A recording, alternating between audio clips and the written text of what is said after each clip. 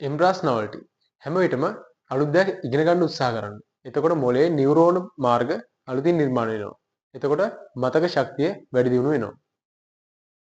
9 වෙනි එක තමයි seek natural light. ස්වාභාවික ආලෝකය ලබා ගැනීම වාගේ මොළයේ ක්‍රියාකාරීත්වයට දැඩි ලෙස බලපානවා. සහ වාගේ මානසික සෞඛ්‍යයට බලපානවා.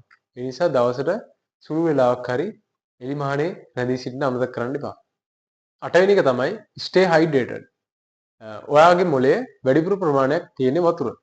එතකොට ඔයාගේ මොළයේ වෙහෙසන වැඩ කරද්දී පාඩම් කරද්දී ඔයා පුරුද්දක් විදිහට වතුර බොන එකෙන් ඔයාගේ මොළයේ චින්තනයේ පැහැදිලි බව වැඩි කරනවා. මොළයේ වේගය වැඩි කරනවා.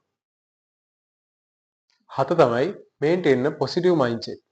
ඒ කියන්නේ ධනාත්මක ආකල්ප. ඔයාට බෑ මේක අමාරුයි කියන මානසිකත්වයට වැඩිය ඔයාට පුළුවන් කියන මානසිකත්වය ඔයාගේ අධ්‍යාපනයට පහසු කරනවා. ඔයාගේ තේරුම් ගැනීමේ හැකියාව වැඩි කරනවා. සහ ඔයාගේ ස්ට්‍රෙස් එක අඩු කරනවා. 6 වෙනි එක තමයි explain to learn. ඒ කියන්නේ ඔයා ඉගෙනගත්ත දෙයක් තව කෙනෙකුට පැහැදිලි කරන්න. ඒතකොට ඔයාගේ ඒ කරුණ ඔයාට වඩාත් හොඳින් අවබෝධ වෙනවා. සහ ඔයාගේ මතකයට තැම්පත් කරගන්න ඉතාම පහසු වෙනවා.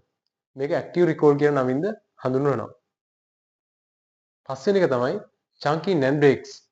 ඒ කියන්නේ එක දිගට පැය ගාණක් වැඩ කරගෙන යනට වඩා කෙටි විවේක අරගෙන වැඩ කොටස් විනාඩි 25ක 30ක වගේ පොඩි කොටස් වලට කඩාගෙන කරන එක තමයි ඵලදායීම වෙන්නේ. ඒතර මොළයට දත්ත තැම්පත් කිරීම ඉතාම පහසු වෙනවා. 4 තමයි visual learning. ඒ කියන්නේ දෘශ්‍ය බව. අකුරු වලට වැඩිය අපේ මොළය රූප, චිත්‍ර වගේ දේවල් මතක තියාගන්න රුචියක් දක්වනවා. ඒ නිසා ගොඩක් දේවල් මතක තියාගන්න අපහසු දේවල් රූපමය විදිහට මතක තියාගන්න උත්සාහ කරන්න. 3 වෙනි එක තමයි බහුකාර්ය කරන එක නවත්තන්න. avoid multitasking. අපේ මොළයට එකවර වැඩ දෙකක් කරන්න බෑ. අපිට එකවර කරන්න පුළුවන් එක වැඩක් විතරයි. එතකොට අපි එක තනි වැඩේට ફોකස් කරලා වැඩ විශාල ප්‍රමාණයක් කරන එක තමයි කළ යුත්තේ. දෙවෙනි එක තමයි නිින්දට මුල් තැන. prioritize sleep.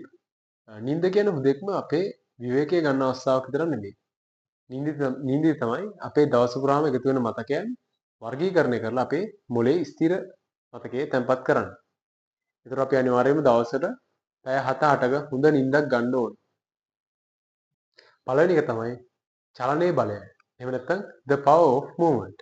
ඒ කියන්නේ ඔයා පාඩම් කරද්දී පොඩ්ඩක් නැගිටලා ගිහිල්ලා පොඩ්ඩක් මාළු ටැංකියක් දිහා නැත්නම් මොනවාක් හරි දෙයක් දිහා බලලා ආපහු නැවත ඇවිල්ලා පාඩම් කරන්න. එතකොට ඔයාගේ ඇඟේ blood circulation එක වැඩි කරනවා. එතකොට මොළයට සැපෙන රුධිර ප්‍රමාණය වැඩි කරනවා. එතකොට ඔයාගේ තීරණ ගැනීම හැකියාව සහ මතක තබා ගැනීම හැකියාව වැඩි කරනවා.